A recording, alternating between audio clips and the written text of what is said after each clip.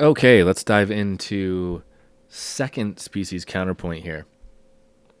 Now, what's new in second species counterpoint?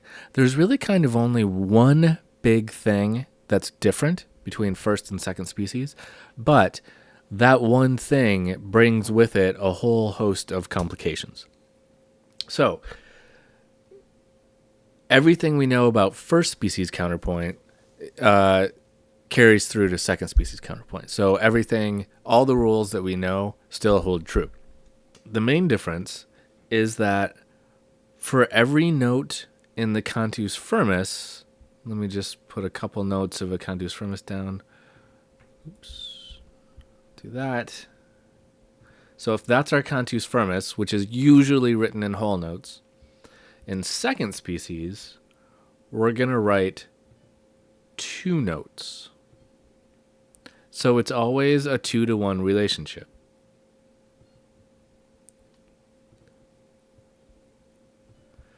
Okay?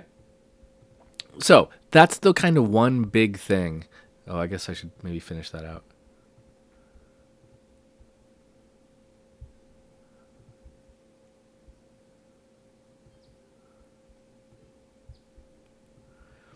So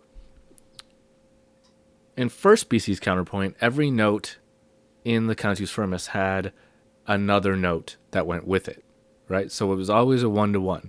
In second species, we're going to have 2-to-1. We're going to write two notes for every one note in the cantus firmus.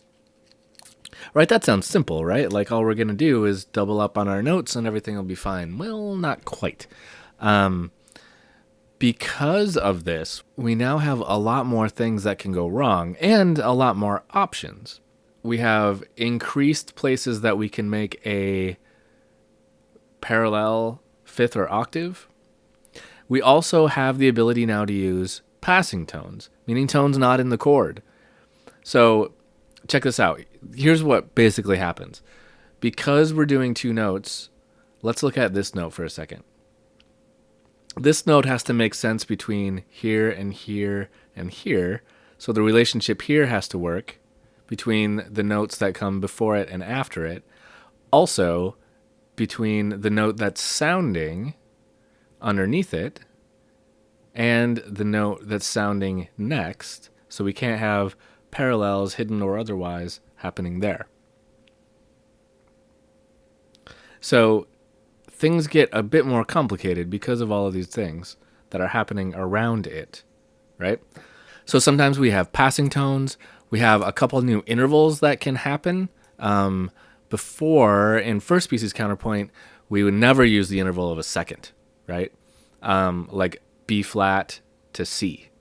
We would never let that happen in first species counterpoint. But in second, we can call this a passing tone on its way here, and that interval of a second can be allowed, right? And then we land here on a sixth, and that's okay.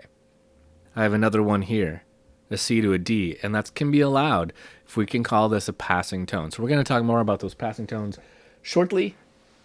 So we have a whole new kind of list of terms that come up because of these new complications that arise from the 2-to-1 relationship. So let's start off first by talking about metric accents and diminutions. This is something that we haven't seen before because it never really came up in first species counterpoint because all notes were 1-to-1. Now we have kind of a hierarchy of notes happening, which is what metric accents talks about. So let's jump to a new video and then we'll talk about that.